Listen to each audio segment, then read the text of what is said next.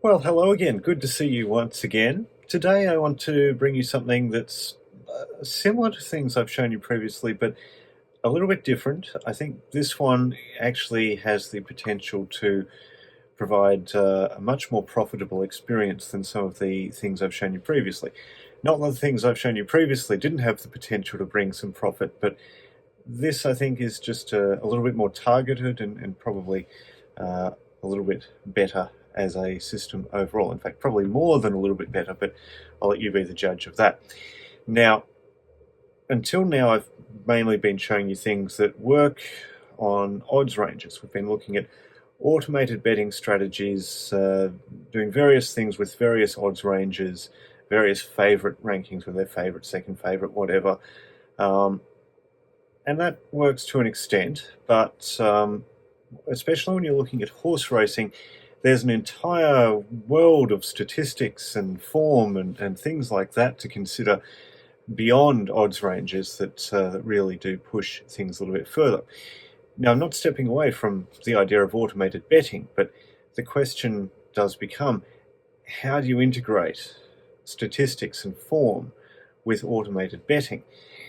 And that's what I want to show you today. So if I take you over to the screen here, this is the ANZ Horse Bot, which I've shown you before, and I've used it before for things that were just related to odds ranges. I've got it set up differently at the moment, so it's actually working more on statistics. Now, I'll come back to that in just a sec, but first, let me show you results from the last 10 days. No, sorry, the last week, rather. What we've got here is 6 different strategies all running in the bot over the last week. 5 of them are backing strategies, 1 of them is a laying strategy.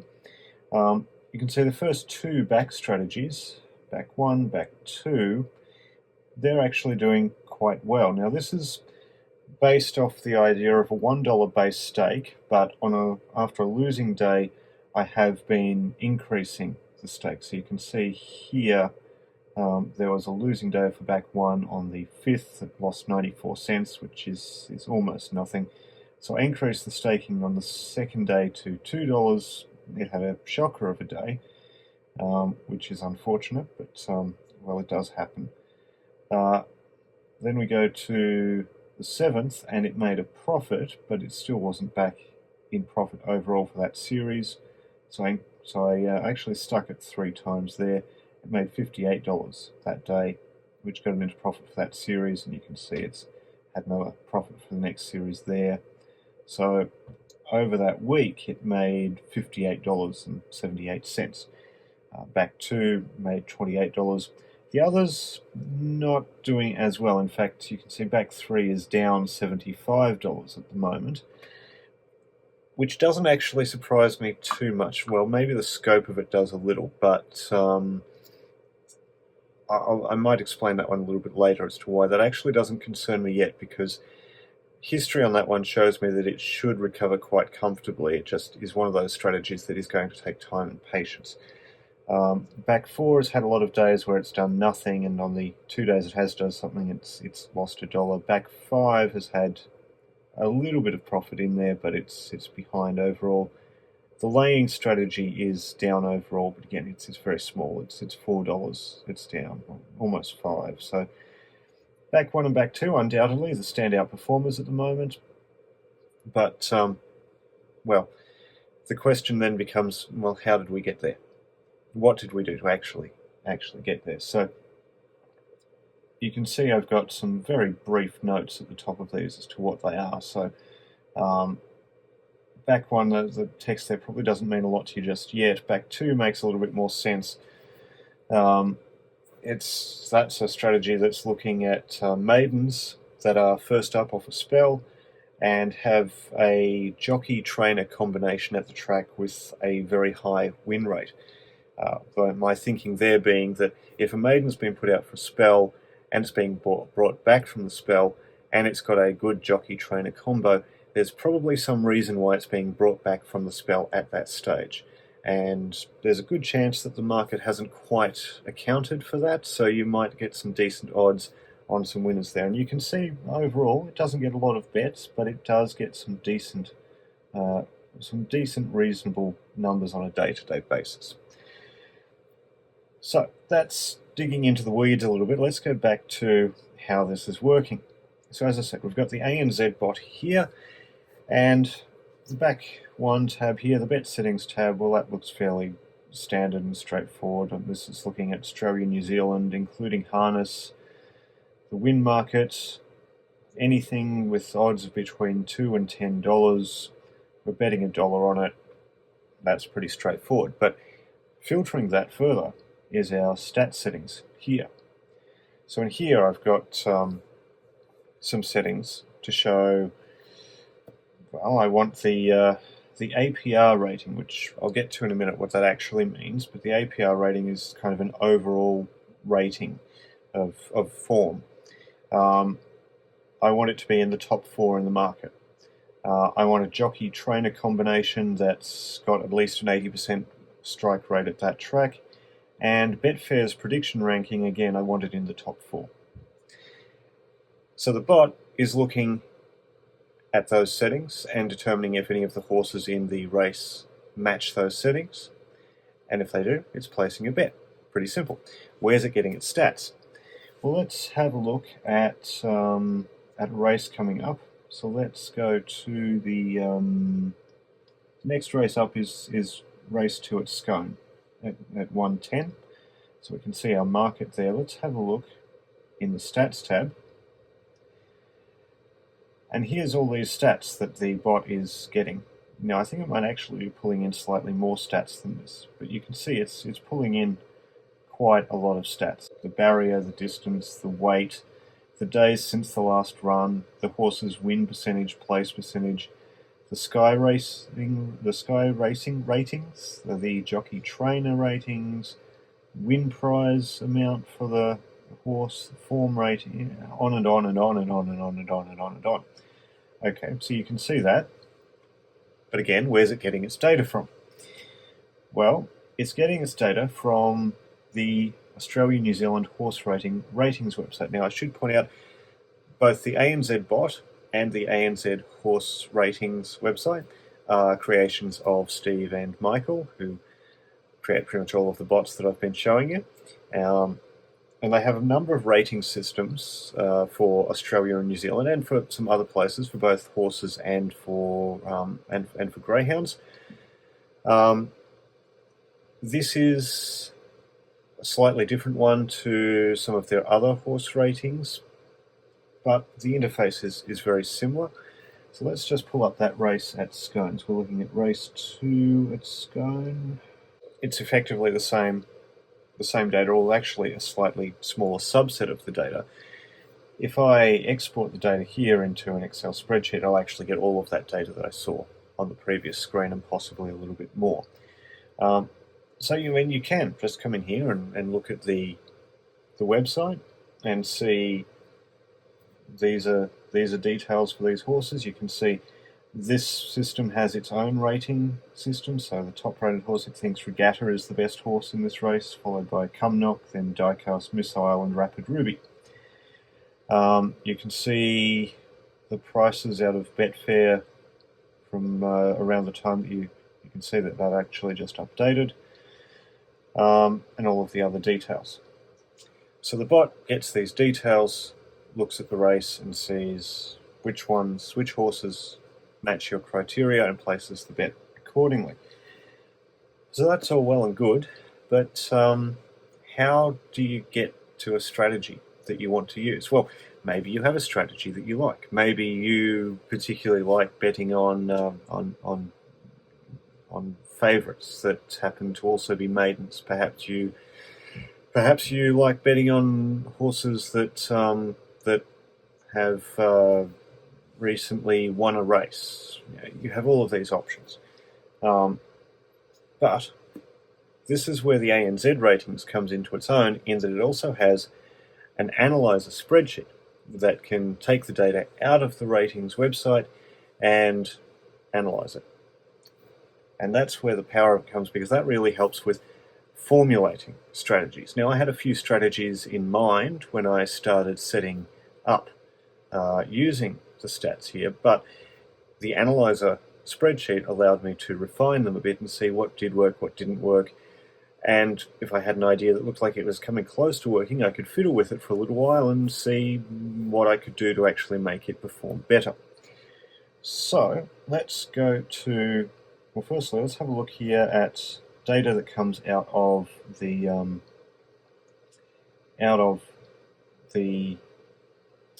site. Now, if you go on the site down to the bottom of the list of meetings, you can select all meetings for the day, and it takes a few moments to load. But as you can see, it then starts giving you all of the meetings for the day, all of the details that it has. You can see in this race at Scone, for example, it's showing that Clear Thinking won that race. As an example, there was a non-runner there as well. You can scroll down, you can see you've got what was that? Gatton, Sale, Bathurst, Scone. Now this will include sometimes some non-Betfair meetings, and after the day's racing it may also include some abandoned races. So there is a little bit of filtering that you might want to do if you're pulling this data into the spreadsheet. That's something for another day. I'll probably come back to that. The spreadsheet probably deserves a day all by itself, really, of a video. So I will come back to that. But for today, just this quick look. Now, the data that comes out of that in the spreadsheet looks like this. It's very similar to what you saw in the bot. But you can see there's quite a lot of data in here. Now, the Analyser spreadsheet is this one here.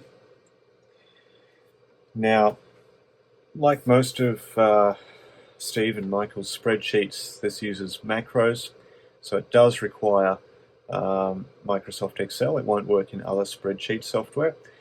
I've found that most of their spreadsheets work in the Mac version of Microsoft Excel because Microsoft have put a fair bit of work into making their macros work cross-platform. Unfortunately, the Analyser spreadsheet is a bit more complicated in its macros. Some of the functions work in the Mac version of Excel. Some of the more important functions, like importing data, don't. They really do require the Windows version of Excel. So if, like me, you're using a Mac, you'll need a Windows system for that. Now, I run a Windows virtual machine on my Mac, so hence the reason I've got the spreadsheet running on there as well. It's running in Excel for Windows inside the virtual machine. Works perfectly fine. Sometimes the Mac's fan spins up a little bit when I'm crunching a fair bit of data in it because there's a lot of data I've imported. I've actually imported back to the start of February. I could probably go back further, but for the moment, 4 months plus is fine. But here we are in the spreadsheet. Now, if I just go over to the all runners, you can see here I've got every runner from every race, going back a very long time, going back to February, and if I scroll down, I've got down to the end of yesterday, which was the 10th of June. I'll just scroll a little bit further. There we go. So at the moment I have 109,355 runners in races in this spreadsheet. So it's a lot of data to crunch, but it can be very, very useful. So I've got set up in here at the moment a few strategies that came with the spreadsheet. I think they're mostly to show you what's possible. Some of them look like they might actually be profitable, some of them not so much, but they're in there, I think, mainly to give you an example of how to use the spreadsheet. And I've got some of my own strategies in there. If I go to strategy 14 and give it a moment to think about that, it does take a few moments. There's a lot of data in there for it to crunch. If I let it think about that, here we go. We end up with strategy 14, which is the one I have in the back 1 tab. So it's the strong APR and Betfair rated high JT percentage. And you can see a day-by-day rundown of how it would have looked. Now I can see on the left axis here the daily profit and loss. On the right axis here, the running profit and loss. And up the top here, we've got headline figures. Now this is all based on a $1 stake per horse. You can see here that it thinks this one would have had 4,707 bets in that time and would have had 1,291 winners. Now, the data in the spreadsheet, the data coming off the website for races that have been and gone, is looking at prices that Betfair had somewhere just before the jump. Now, I'm not sure if it's taking the data just before the market went in play, or if it's taking data from the advertised start time of the race. I don't know. I do know it's somewhere close to the jump. So it might be slightly different to what you're seeing in your live results. And I can show you an example of that, in fact, with my strategy 17. I'll just give the system a moment. I go to, I think it's my strategy 17. While that's loading, let me check here and see if that's the one I want. Yes, my strategy 17, short race, high odds. This is still thinking. Strategy 17. Here we go. So yeah, strategy 17, short race, high odds. All right, apologies for the little edit there. I just had a moment there where I wasn't sure if this was the right strategy or not, but it is. So according to the spreadsheet, this Analyser spreadsheet, I should have had a couple winners in the few days that I've been running the strategy. So it thinks I should have had this one on the 4th, and there was one more, I think. It doesn't really matter whether there was or wasn't. No, just that one by the looks of it. That's fine. I should have had this one on the 4th. According to the stats, it was paying $100. Now, why didn't I get that one? Well, this is what I'm talking about in terms of variance in prices. $100 is the upper end of my scale for the strategy. I suspect what's happened is that the horse was actually 1 or 2 ticks above that price when the bot went to look for it, and it's basically been outside the range at that time. It's come back in before the race has jumped, so I didn't get the bet placed. So if you're looking at some odds ranges that are probably on the higher end of things, I'd say anything over about $20, you might want to give a couple ticks worth of leeway. I'm probably going to have to adjust this strategy in the bot to be looking at maybe 110, 120, which is 1 or 2 ticks outside the range, just to cover these examples, because I have seen this in other things where I've tried with high odds on Betfair, that things at that odds range do move a fair bit in the moments leading up to the race, and when you're looking at that end of the odds range, a fair bit can be 1 or 2 ticks, and that's, $10, $20, $30, $40. It's a lot. So anyway, I'm drifting a little bit off track here, probably. So let's go back up to the top here. There we go. So even this strategy should be profitable in the long term. You can see it just has a fairly long time between profitable days. So I've got it set at the moment so that I'm only escalating that after 7 bad days. If I have a profit, then I'll go back to 1, but I'm not escalating daily on the stake size there. It's just escalating after a period of bad days, not each one. Anywho, the spreadsheet, being able to set up strategies. We'll look at the strategy settings. If I go up here a little bit to strategy 14, this is the one I was showing you my strong APR rating. So I'm looking, this is the one I was showing you in the bot not long ago. You can see here in the bot, I've got it set, it's these settings here. in the spreadsheet, it looks like this. I've got it bet APR rating of less than or equal to 4. I've also got that set here as equal to or greater than 1. Back odds of between 2 and 10. Jockey trainer rating of 80 plus. Betfair rating again between 1 and 4. You can fiddle with this as much as you want. Now, you've heard me say a number of times in these videos that that favourites win about a third of the time. Let's see how true that is. Let's set that up and see. Let's go in here. Let's set up a new strategy. Let's call it. Let's go in here. 20. So new strategy number 20. Favourite rating. Favourites. Let me find favourite here. Favourite is column AO. Okay, so let's put that in. Favourite is column AO. Populate string favourites. Okay, and let's 20 favourites. Let's call it favourites. Let's do that on the back odds. You can set up strategies here to test how they go with laying them as well. Update strategies.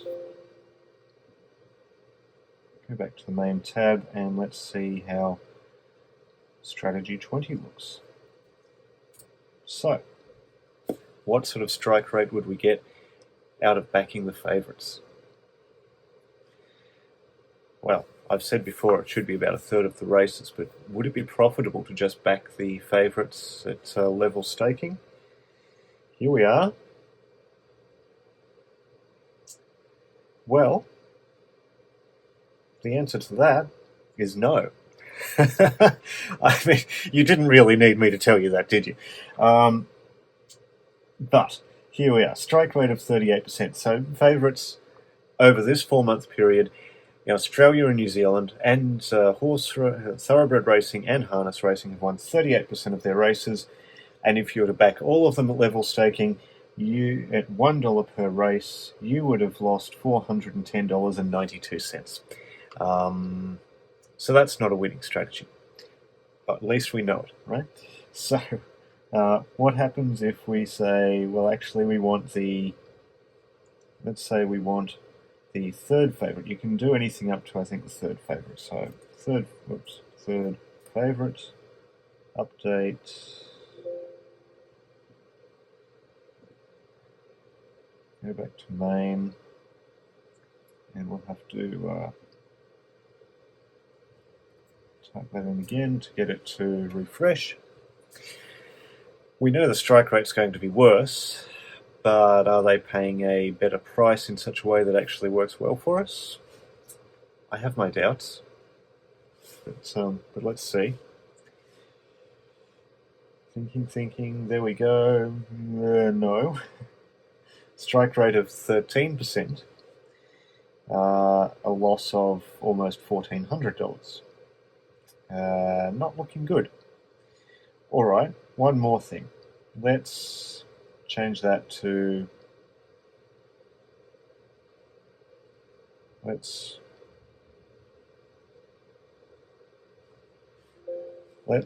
lay the favourites instead of the third favourites instead of backing them. Let's see what happens. It's not as bad, but it's certainly not good. Still a loss of $605. But look, strike rate of 87%. That sort of strike rate, maybe there's something there if you're looking at something like a stop at a winner staking system. Maybe third favourites there are good. So you could play with that. Maybe that works for you. But if you're looking for stats, well, let's see something that this bot would actually be useful for. Let's see, what if we back third favourites that came first at their last start. So again, we'll just change this back to backing them rather than laying them. Update that there. Go back in.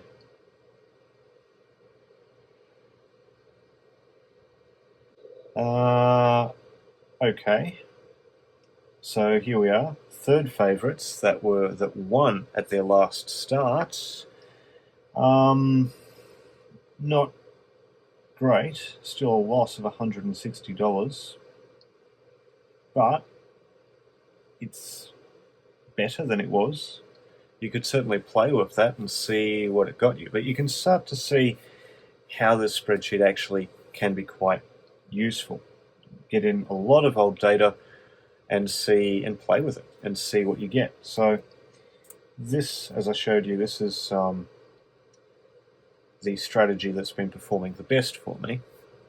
The graph will update. Well, there we go. So this is my my strong APR and Betfair rating with the high jockey trainer win rate at the track, and you can see here the graph of how it's performed. You can see day by day. I can switch it to a monthly view if I want.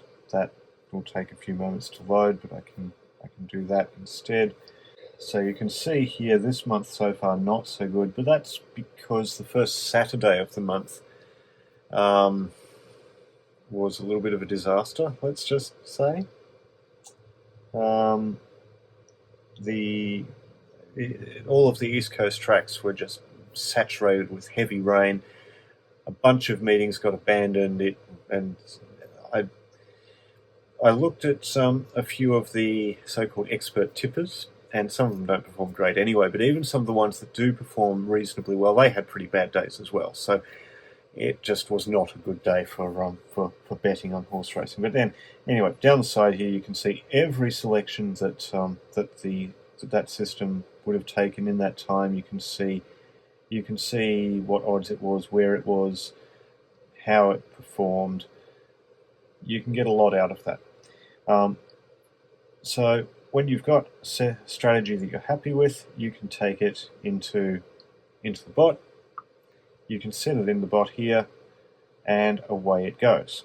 Now, so far today, it has had one bet, and it was not a winner. The first race of the day at Sale, number 10, Whiskey Tango, well, it didn't win. Oh well. We'll see what happens in later races, I suppose. What I will show you, though, some of this most recent Saturday from my Betfair account. This is not delineating between strategies. They're all in here mixed together, of course. But you can see there's a few winners here. There's this one here at Morfordville, paid $7.20. There's one at $2.90, one at $5.60. There's one at $6.40. One here at $7.20. So it's picking some decent priced winners, which is helpful. I've got this one here at Belmont, Russian Sniper, highlighted, paying $6.40, simply because I plucked that one out at random and I loaded up the bots log so I could show you what the bot does when it's looking through the race. So that was race 4 at Belmont on Saturday, and I've loaded the log from Saturday up into Excel, and then just filtered it down to Belmont and the strategy in back 1. So it does a number of things. It checks that the market meets the criteria for matched amount and active runners. A few more things. It eventually gets to checking which horses are within the odds range. Now the odds range for this one is between $2 and $10. So it sees that there's 4 horses in range. Number 1, Famous Journey. Number 3, Capricorn Man. Number 5, Russian Sniper. Number 6, Capo Veloce, which I'm probably butchering the pronunciation of. So it's determined that it's got 4 runners that are in the odds range, so then it goes and checks the stats on them. So, starting off with number 1, Famous Journey. Well, it was qualified on the APR ratings. It was within the range. Not qualified on the JT ratings. Still checks the rest, but it wasn't qualified, so we move on. Number 3, same deal. Qualified on APR, not qualified on JT.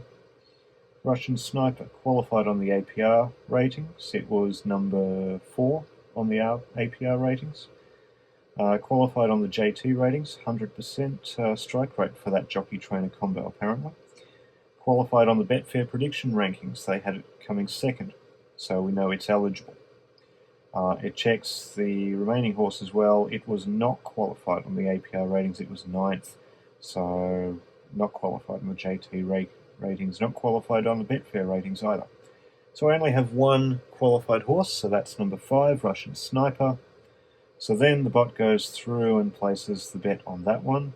It got $6.40 on it. The bet was a winner. It records a profit after commission of $14.58. It was a $16.20 profit according to Betfair. This page doesn't show commission, so you take off the commission, it's probably about right. I've got the bot set at 10%. Some meetings in Australia for horse racing are 7%, some are 8%, some are 10%. I've just got it set at 10 across the board. It's easier that way. I know that the profit numbers that the bot is reporting will be slightly under what I'm actually getting, so I don't have to think too much about it. I know that if the bot's telling me I got $35 on a day, I probably got a few cents more than that. Not going to make a big difference, but it's nice to know that the bot is underestimating the value from the day. There's some good results on 2 of the strategies so far. The others, well, the short race high odds, I'm going to have to expand that odds range slightly because it has missed a winner that the analyzer said it should have had. The others, they're tracking roughly according to what the analyzer says they should be. So that's also useful with the analyzer. You can take your live results, compare them to what the analyzer says you should be seeing, and see, am I seeing it? Are these results matching my results? If they are, great. If not, why? And if you're looking at some higher odds ranges in particular, it's probably simply because you've filtered out a runner that really should have been in there, just based purely on the movements of the market. Now, something else the analyzer spreadsheet can do is take in data from before the day's races have started. If you want to pick out some horses manually, you can set up some strategies in there and get it to show you what horses would be eligible in that day. Again, something I should show you on another day because this video's gone on for long enough. But I will come back with more results from this and take you through the spreadsheet a bit more. I think that deserves quite a bit of time, maybe take you through the website a little bit more as well. I did gloss over those details a bit. There's a lot to cover, so I think it's worth some more time later on. Anyway, that's what I'm doing at the moment with stats, and I think that is a good way to, I suppose, to improve the ability of these systems to turn profits. Working on odds ranges alone, it can work. It's also a lot of hard work. Even if you're not doing the hard work, even if it's the bot sitting there, it still can be a slow, tedious process trying to find something that works purely on odds ranges. Can be done, but you're probably going to find you'll have better results if you're looking purely at, well, not purely, but if you're adding in stats as well. And that's what I'm doing here, and certainly I'll show you more of that at some stage.